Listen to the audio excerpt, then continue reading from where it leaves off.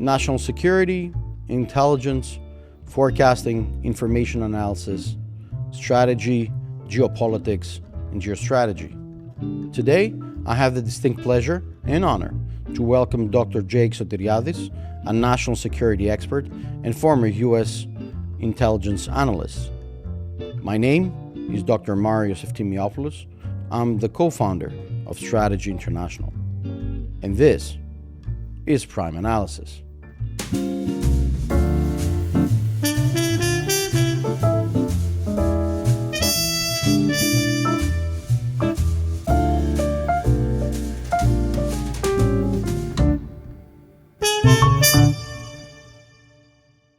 Dear Mr. Sotiriadis, dear Jake, thank you very much for coming at another Prime Analysis at Strategy International. Thanks for inviting me. It's great to be with you here. Thank you very much. So I know you're in Washington. I know you're a busy man, and I do like to thank you again for joining us. And I know your experience is quite big. You've done a great deal of work, and considering all the developments, if you want, the geostrategic developments taking place around us, around the Southeast Med, Europe, following Trump's election, this discussion is, I think, pivotal. And it is pivotal in the sense that the idea of the work that we're doing here at Strategy International does have an impact, and we aim to have an impact on this. So I want to get your general, if you want, output so far on what is happening in this part of the world, and considering also the recent developments in the U.S. Yeah, well, again, thanks for having me. I mean, I think this is a really fascinating time in history that we're living through right now. I am very convinced that the decisions that will be taken over the next few years, probably the next 5 years, are going to determine the trajectory of the remainder of the 21st century. We're at that point of a criticality in history.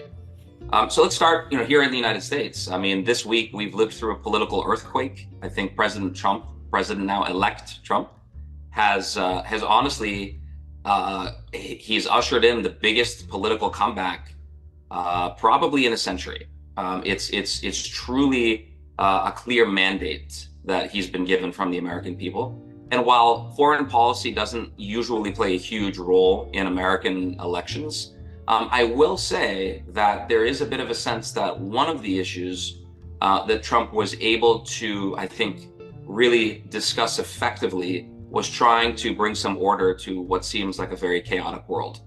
And I think what we're going to see whenever his administration is put together, when he takes office, on January 20th, is there needs to be a new strategic approach from the United States. I mean, if there's one thing I would give to the audience that I think has been problematic and has led, in many cases, directly to some of the chaos we're living through, it's the fact that the United States needs to rediscover its art of strategic deterrence.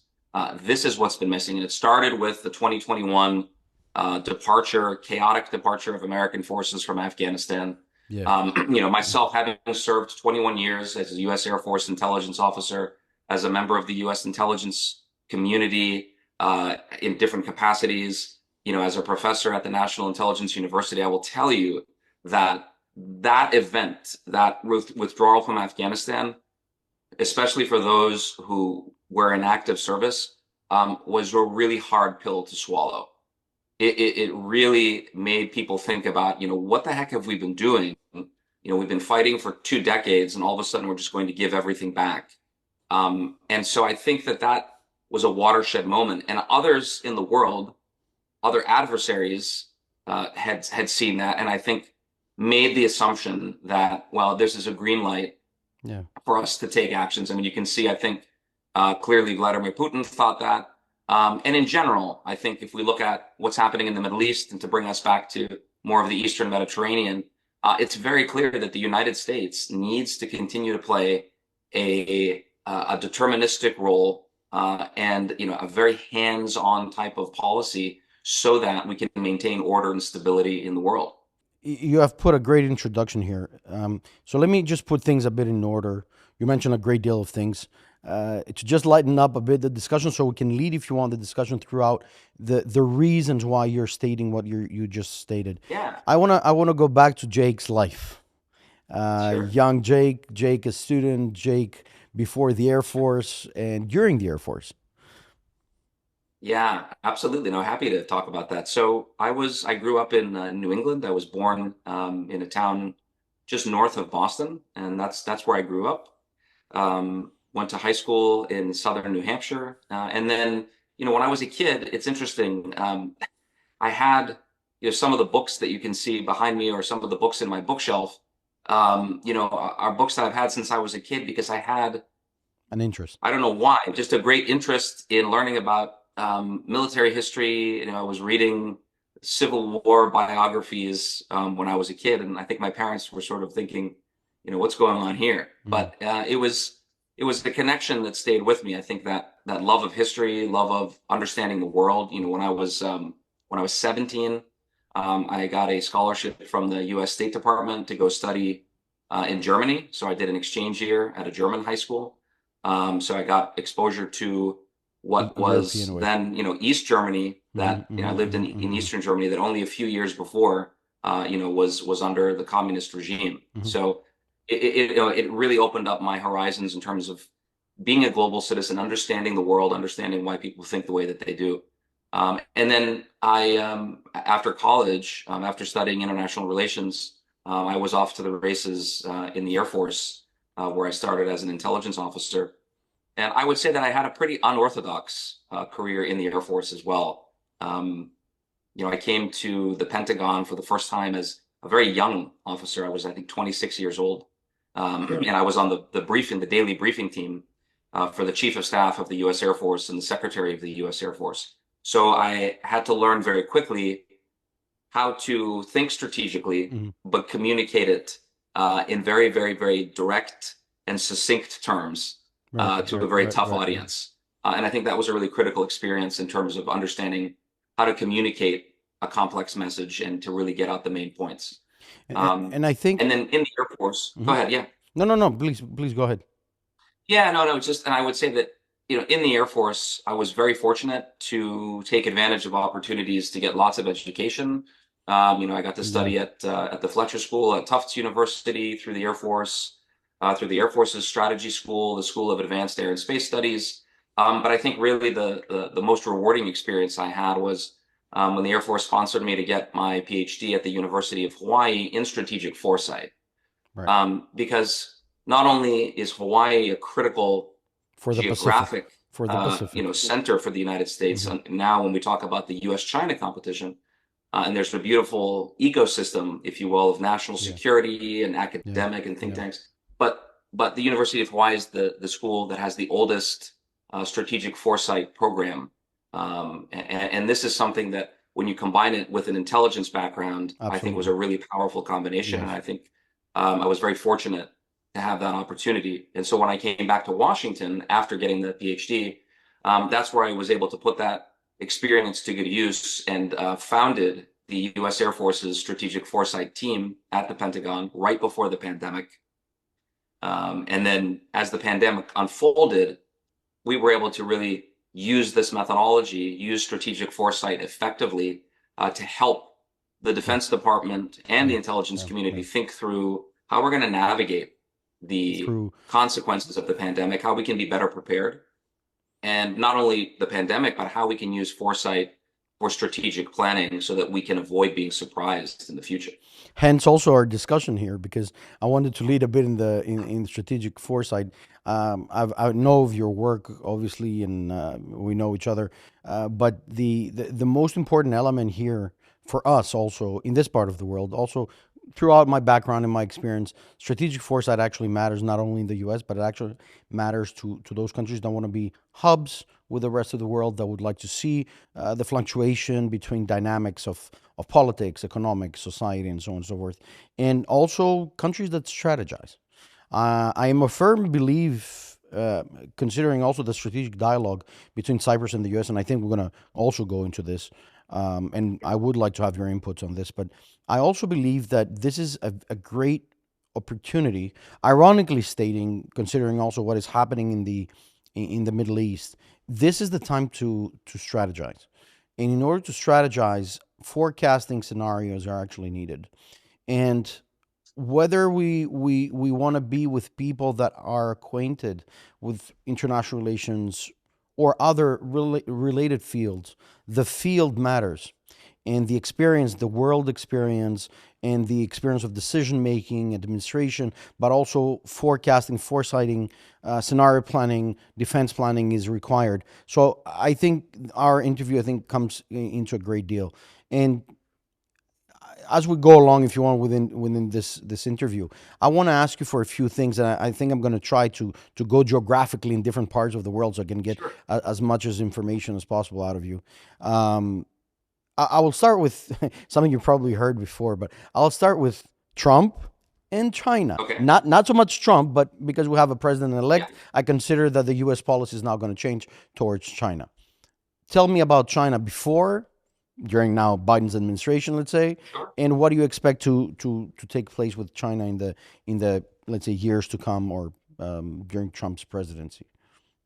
Well, look, let's start by outlining from a strategic perspective where we are Hmm. in terms of China's place in the world and the US China strategic competition, and then also what it means for Europe and for the Eastern Mediterranean. So I think at a strategic level, there's no question that the defining contest of the 21st century is going to be the United States and China, how that relationship matures, how that relationship interacts, develops, etc.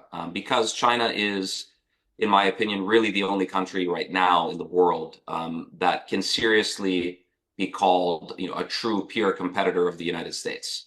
And this is something that I think, I'm thinking back 20 years ago when I first had, my first assignment out at Pacific Command, and the Pacific was sort of seen as a sleepy hollow. People were talking about the rise of China. People were talking about that, we need to start paying attention to this more. But I think in the last 10 years, that's really, really come to the forefront, especially in the wake of the 2008 financial crisis, where you saw a lot of people in the West questioning the future of capitalism itself, right? And so you had books coming out with titles like When China Rules the World, etc.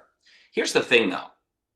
The fact that Xi Jinping has, in my view, created probably the biggest cult of personality, the most ideological regime I think that we've seen in China for a long, long time. Um, I write about this in my forthcoming book when I talk about what Xi Jinping has done is essentially taken China's past narrative, this idea of blending Confucianism with what the Communist Party is doing now and what I call neo-Confucian communism. Right. That's the narrative that he's trying to sell to the broader body politic of Chinese society. And so when we think about China's aggressive actions and where it sees its role in the world as Hmm. basically now things have the wrongs of the past have been righted, and China is simply doing what the norm should be. Hmm. Um, we see that inevitably the U.S. and the China are going to come into, or they're going to collide, I think, on over a series of areas. But there isn't. I will say this: I'm concerned that today in Washington there is a dangerous consensus that conflict with China is not only likely, but it's inevitable. I don't think that it's inevitable. And I think we have to be really careful. And I think that both countries need to navigate this competition very, very carefully. So you asked about Trump. Well, I think President Trump in his first term understood a lot of this. And some of the tariffs, excuse me, the tariffs that Trump had put on China, the Biden administration essentially kept them. I agree. So there has been a little bit of continuity between the Hmm. two administrations.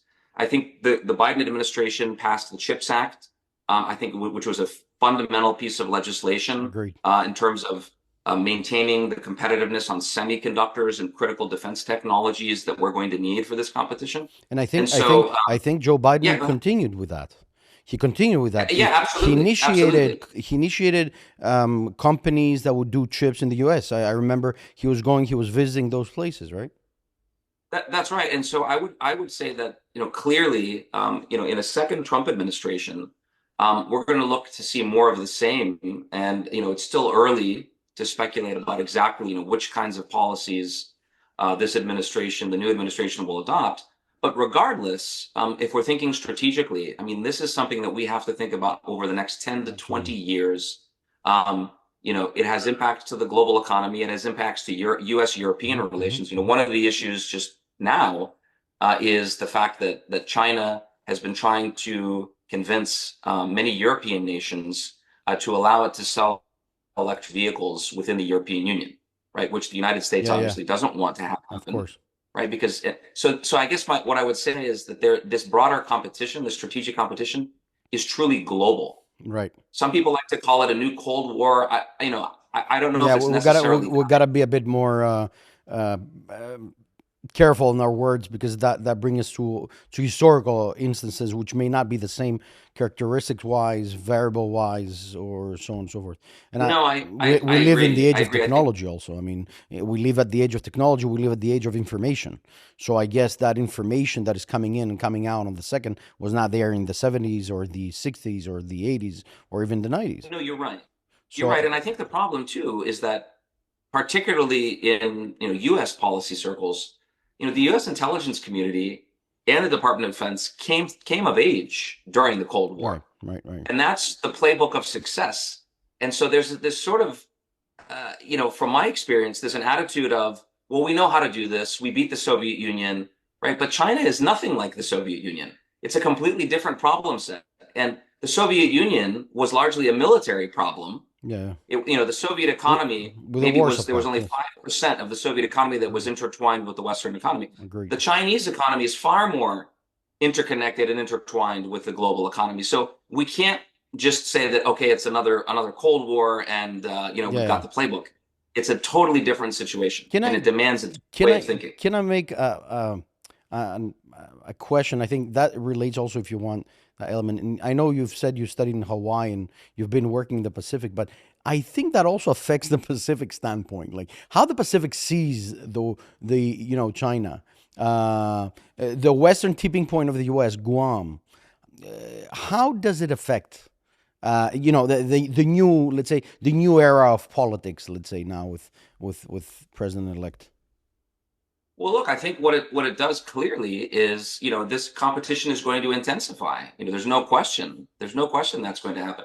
I mean, if you look at, Chinese claims just, in the South China Sea, right, which we would I think just according to, international law, right, are a real stretch, right, to see. But again, China is pushing the envelope, and not only just by sending naval forces, but using its fishing fleets very strategically to push the envelope, putting pressure on countries like the Philippines. Obviously, we're seeing that the war in Ukraine is interconnected with this because now we have North Korean troops Right. on the ground and taking part actively in the Ukraine war. So now U.S. interests on the Korean Peninsula, I think, are also in play. So the situation today is concerning from that perspective because things can quickly spin very, very out of control and take on global dimensions, right, and global proportions. And so when you look at places like Southeast Asia, right, look at a country like Vietnam, Yeah, we're which going has there. seen Please just seen continue. We're going there. rapid It's good. rapid economic growth. Yeah, yeah, Okay, but absolutely, very absolutely. large population. 16%, Uh, 16% of yeah, growth right. annually, with Trump being the president back then. It wasn't a Absolutely, coincidence. It wasn't a coincidence absolutely, they and you they see, negotiated in yeah, and Hanoi. you see that this is a country that has Right, right, still right. has a communist government, Right. right? It control, but at the same time, right, is perfectly happy to trade with the United States, Absolutely. right? So I think this is going to be these kinds of situations are going to underscore the competition that we're going to see because it's both China and the United States are attractive in Asia for different reasons, right? And so it's going to be, I think, deterministic of how the next administration navigates this competition. But frankly, I mean, let's be honest, if you look at the strategic level, right, the United States, I think it comes out much better in terms of its alliances, right? China has no real strategic alliances. If you look at it, I mean, I guess North Korea, perhaps, but that's really more of a sort of a What client about what state. I mean, about what about Russia? Is it a client state? Well, I think this is a great discussion to have because the China-Russia relationship, in my opinion, right, I don't think is as ironclad as some people want to say that it is. I think it's a marriage of convenience right now. I agree. And so the question I is, agree. from a U.S. perspective and from a European perspective, when we talk about the war in Ukraine, does it really serve the West in the long term to continue an antagonistic relationship with Russia that's going to last throughout the 21st century? Or do we need to maybe take a page from President Nixon and say, why don't we try to cut this alliance or cut this I cooperation to the agree. extent that we can, rather than pushing them closer together? I agree. While you're talking, I'm thinking how to pivot, if you want, to Central Asia, if you want, considering also Yeah. what happened in Afghanistan. I know you mentioned it, but for us, knowing well the geographical needs or proximity, I do consider countries like Mongolia or Afghanistan to be of utmost importance, especially if you want to have an eye on China or even Russia, for that matter. These No, countries absolutely. these countries are changing. Mongolia may be on a better stage, definitely on a more developed stage than Afghanistan, obviously. But I think the funds are more Chinese led.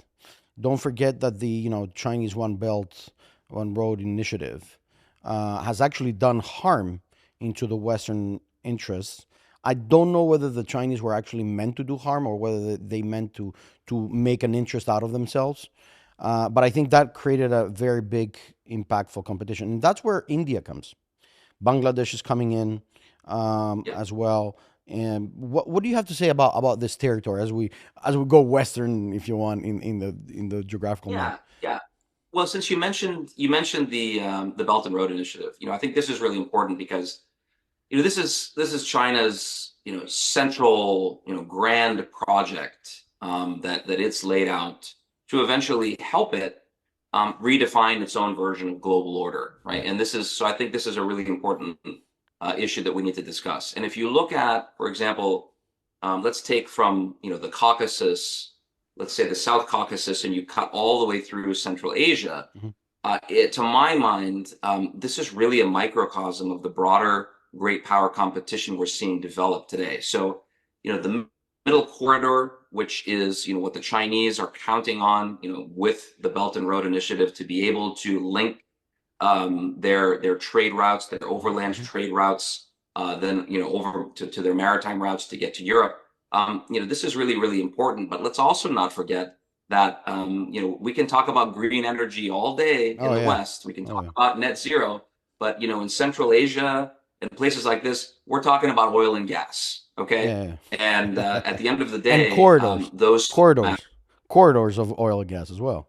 Absolutely, right? Absolutely. I mean, when we talk about, I mean, look, 70% of the world's, oil and gas reserves are still, but between the Caspian, Caspian Sea and the Persian Gulf. So, we can't things like the Trans-Caspian pipeline, right, which wouldn't really cost that much, to be very honest, in terms of building that, but it's a geopolitical dilemma for the reasons why that hasn't materialized, Agreed. are connected with, to go more into our geopolitical discussion, right? Things like the emerging pan-Turkic bloc that Yeah. we're seeing, and I think if we look at what's happening in the Middle East and in the Caucasus specifically, Has very much to you've do so got with that.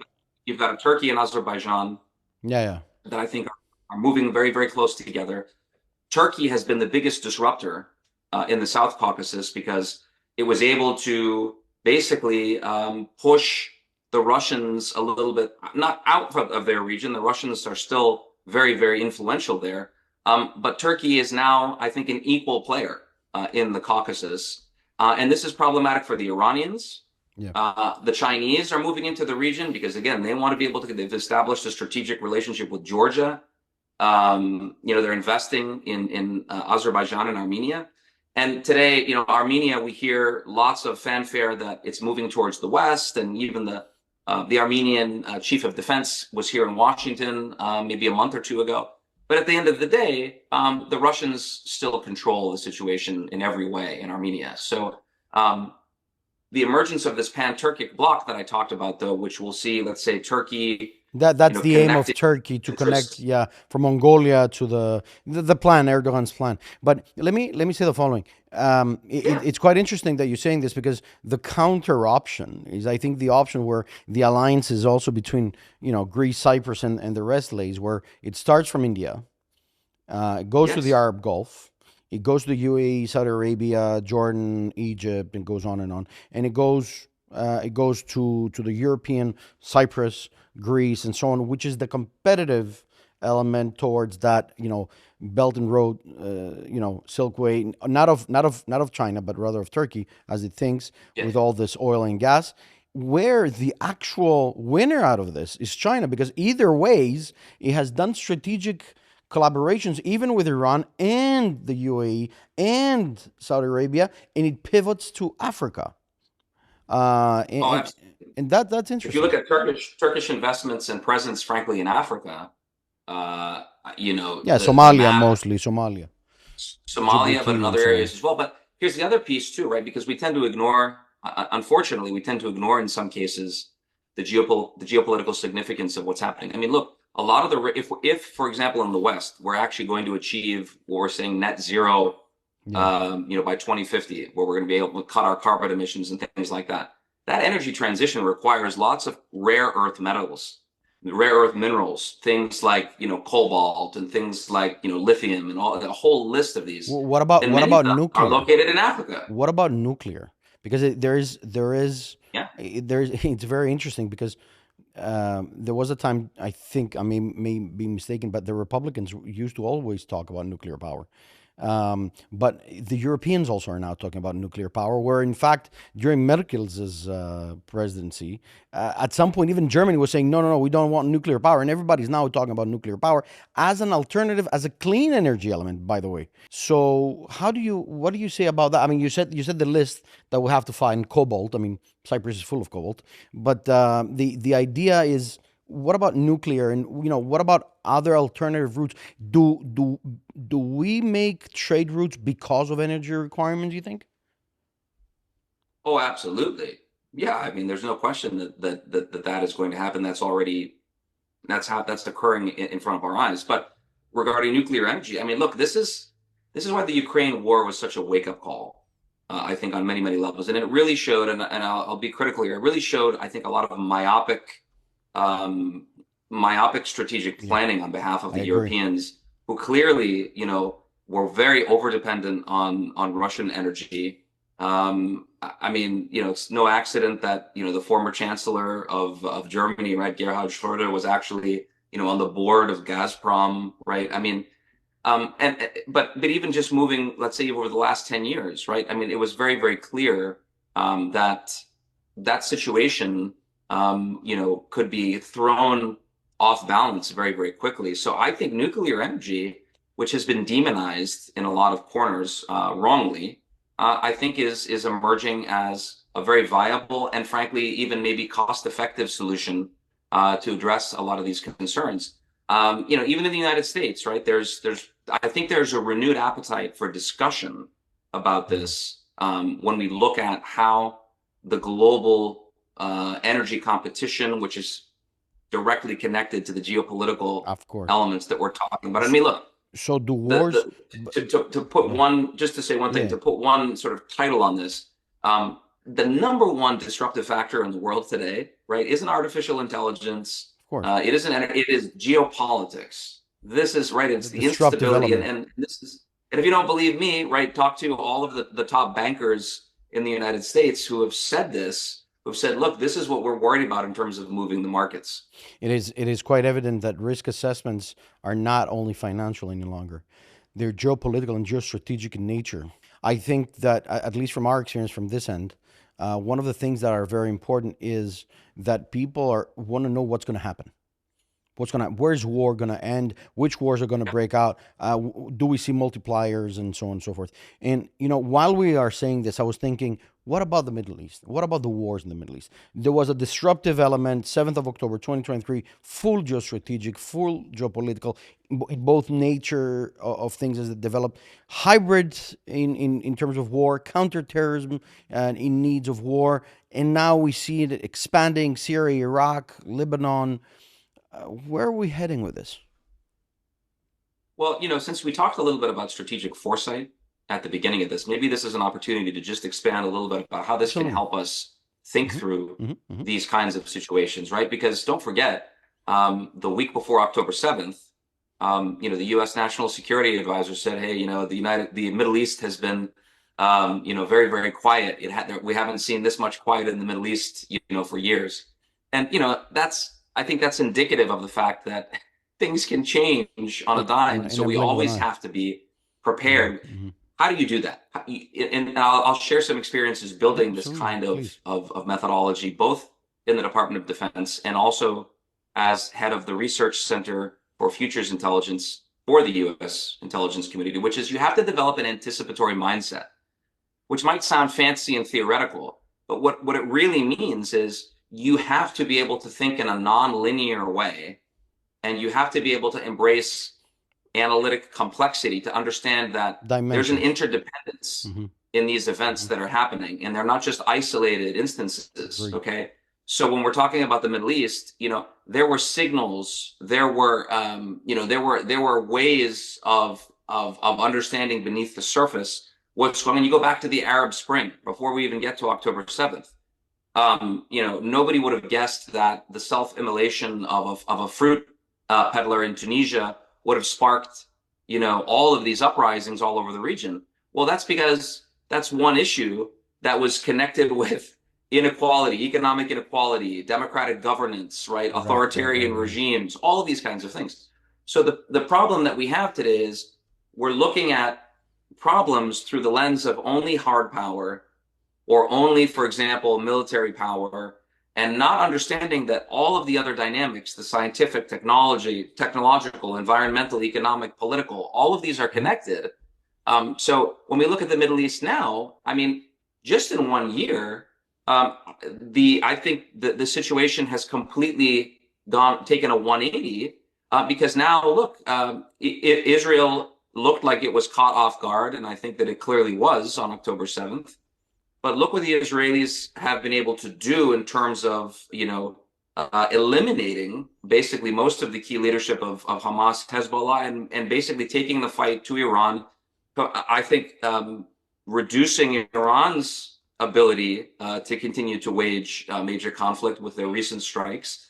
What I worry about right now today is this transition period between now and when President Trump takes over, because I think this is the time in which if you're going to do something bad, right, there's in between administrations.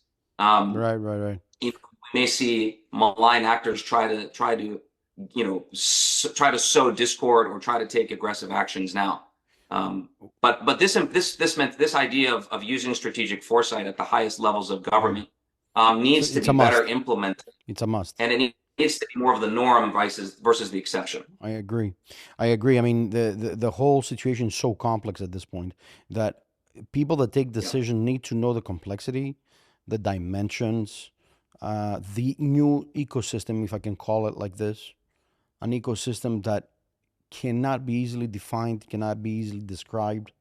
Uh, Yeah. Probabilities, factors, game theories to be put on the test. Even science fiction scenarios, Oh the yeah. scenarios are not, are not doable. You got to be ready. And readiness and preemptiveness, I think, are buzzwords. And that's why I also think that with this new government, we are yet to see a lot of action. And I guess, I mean, I've been saying that also publicly, but I guess within 2025, my best guess is that we're going to see a great deal of negotiations, methods to push for negotiations, or else.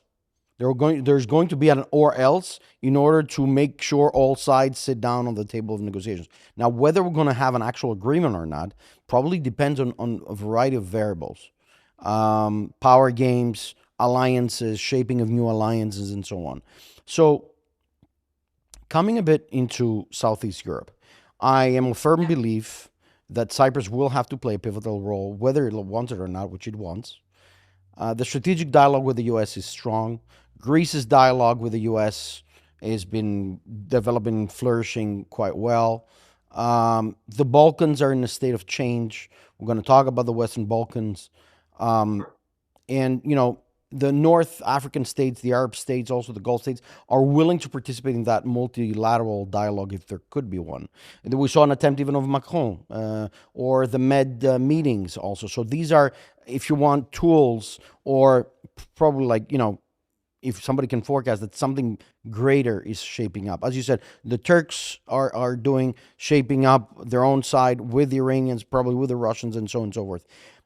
What about us? What about the West? What do you predict with that? What's your prediction, your analysis on this?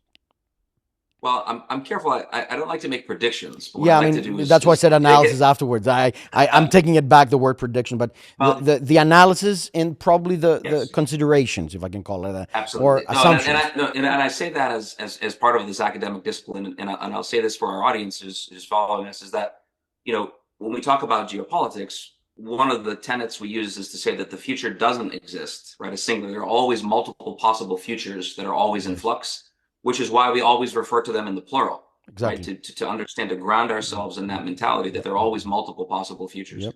So when we talk about, the issues that you just mentioned in the Eastern Med, look, um, it's a really positive development that President Christopoulos was here at the White House, just before the U.S. elections. I think it really shows, not only showcases the important role Cyprus is going to play in the broader region, right? Which is a positive development, but more importantly, it also shows that Greece and Cyprus as sort of a global Hellenism, if you will, is an important factor in political circles in Washington. That can be a positive driver of stability in what is frankly a very chaotic area and region. I Mm-hmm. mean, if you're looking at the footprint of American cooperation and development in Greece just over the last 5 years, you mentioned the strategic dialogue. I mean, it's huge. It's huge. I think you could make the argument that a lot of the traditional U.S. relationship with, and let's be honest about Turkey, right? The if U.S. and Turkish relations can improve, that would be a net positive for the region and on a global level. The fact that Turkey has taken what I call a strategic autonomy of basically leveraging its NATO membership to get the maximum amount of concessions it can, while at the same time looking eastward, right, and collaborating with basically, as a free agent wherever it would like, and also pursuing its interests. It's realpolitik. It's what's happening. It's a very realistic approach to doing things. However, it's creating so much chaos and instability, I think, for the Western alliance, because Turkey is now becoming much, much more of a liability to the West than an asset. And so that, I think, also gets you to the point of really raising the profile of also the collaborative framework of Greece, Israel, and Cyprus in terms of energy, in terms of defense that we've seen. We forget too that France and Greece also back in 2020 Yeah. signed a defense treaty of Yes. Yes. mutual aid, right? If Yes. something, if But a third party were to attack one, right, France or Greece would come to the aid of the other. So these things are these are not normal developments if you look at how the last 40 years of yeah, geopolitics have gone. I agree. So that takes us back to this idea of where do we go from here? Rather than, let's say, making a prediction, I would agree with you that a lot of negotiations are going to happen next year. But what makes for successful negotiations? Sitting down at the table from a position of strength. For the Mm-hmm. United States, I'll come back to a point I made earlier, in which I said the United States has to rediscover the art of strategic deterrence. That, if there's nothing else that we take away from our conversation today, that's at the top of the list, because we may be living in a period where the United States is going to normalize the idea of trillion-dollar defense budgets. I mean, this is something that's seriously on the table when we talk about all of the fires that are raging around the world. If the United States isn't playing a definitive role, a hands-on role, that yes, it needs to be selective. It Right. needs to not Agreed. get bogged down in areas that are not in its core strategic interests. It needs to keep its eye on the big competition, which is U.S. China, no question. It can't completely disengage, as some people say, and I don't think that that's what President Trump is going to do either. I think What we're going to see is a much more measured U.S. approach to a lot of these issues. But there's no question that of the two conflicts, the Ukraine and Gaza conflict, or broader Middle Eastern conflict, there needs to be some movement on the Ukrainian war front, because that's really where we're seeing things, take spinning out of control on a global level, right? There's so many interconnected interests there. There are so many things I would like to ask you. Time as it develops, and we're reaching, if you want, our limit. I will go to very specific questions. Are we Yeah. going to be looking, because you said about Middle East and Ukraine? I am a firm belief that we're going to have what I call a sandwich of negotiations, especially with this president. I was of opinion that either president would have done this, but now I'm quite completely sure, because he is a person that we've seen during his presidency. He even tried to negotiate with North Korea. So I presume he's going to try to negotiate with all parties. We also saw recently that although Vladimir Putin was not very fast to congratulate him to congratulate Donald Trump on his election, he recently said that in a conference somewhere, I don't know, in Central Asia or something like that. But this means there's a corridor of either respect or fear on Donald Trump, which makes it probable that we're going to see a great deal of negotiations for the Middle East, for Ukraine, Russia, for Central Africa, even Latin America, if that is there. What's your take on this? Well, look, I think President Trump's unpredictability is a net positive strategic asset for the United States. There's no question about that. There's just no In question. foreign affairs, I would Um, presume. oh, absolutely, in foreign affairs, right? In geopolitics, I think not. I think potential adversaries seeing a president and saying, we don't actually know how he could react. That's a net positive for the United States. Right. And it goes back to negotiating from a position Right. of strength that we talked about Right. before. Right. So I think that's really important. But to be very honest, and I've lived this personally. I would call them sort of a class of so-called experts. Mhm. Some of them are senior military leaders, some of them are political leaders. They never found a war that they didn't like.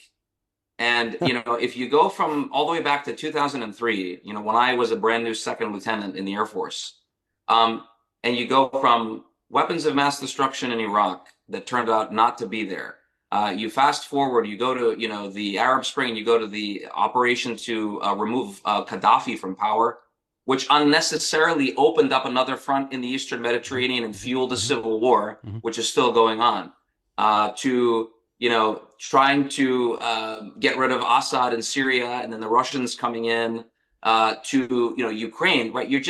You're seeing a lot of these very short-sighted strategic decisions taking the United States away from what I would call its broader strategic interests and getting it bogged down in places where it's spending blood and treasure Right. Right. unnecessarily. Right. The bigger part of my military career was spent on what we called the global war on terrorism.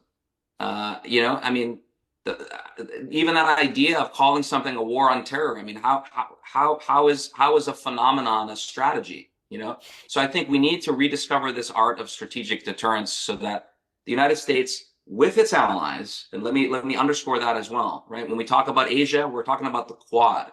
That is the strategic advantage that the United States brings along with its own military and economic power. When we're talking about Europe, that's NATO. That's the Western alliance that the United States, right? And so it's unhelpful, I think. For example, like when President von der Leyen 4 years ago, made a statement in front of the European Parliament that when Biden took over, that it's wonderful that after 4 years, 4 difficult years, we finally have a friend in the White House. European and U.S. relations need to be strong, and we can have differences, we can have disagreements, we should have policy disagreements. But at the end of the day, I mean, this is an indispensable relationship. Of course. And I think that we're going to see, even from the next U.S. administration, a measured approach on this. And as you say, lots of negotiations so that we can try to right the ship, I think, Right. which Right. has Right. gone Right. Right. so off kilter over these last few years. And I think, Jake, that I wanted to ask you about Europe, and you just mentioned it quite well. You just connected the dots. That was my question. If you want that last part that you said about Europe and Yeah. that US-EU role, that strategic alliance, and I really have to thank you for this. Because it shows that interconnectedness, the geopolitics, the strategy, that all things matter and somehow they're interconnected with each other. And I think that people like you know it better from experience, from empirical knowledge, research, and also teaching. So, Jake, it's been a pleasure to have you at Strategy International, at Prime Analysis, and I do want to reserve you for future discussion, hopefully also in person in our next discussion, because I think these things are important. What we're doing at Strategy is that we pivot from Cyprus to the world, exactly because we consider that things are changing, the strategic landscape is changing, the posture, the necessity to have in-depth strategic planning ahead. And I think you've offered a great deal to our audience, and I do like to thank you very much for this. And next time I hope I can see you also in Cyprus. Well, thank you so much for having me. This was a really fun discussion. I really enjoyed it, and yeah, let's definitely do it again in the future. Thank you very much, Jake. Thank you very much. Thank you. My pleasure. Thanks. Thank you all for watching another web series of Prime Analysis here at Strategy International. Please like, share, subscribe, and follow into our social media and YouTube channel. My name is Dr. Marios Eftimiopoulos. I'm the CEO and co-founder of Strategy International. And remember, impact makes a difference.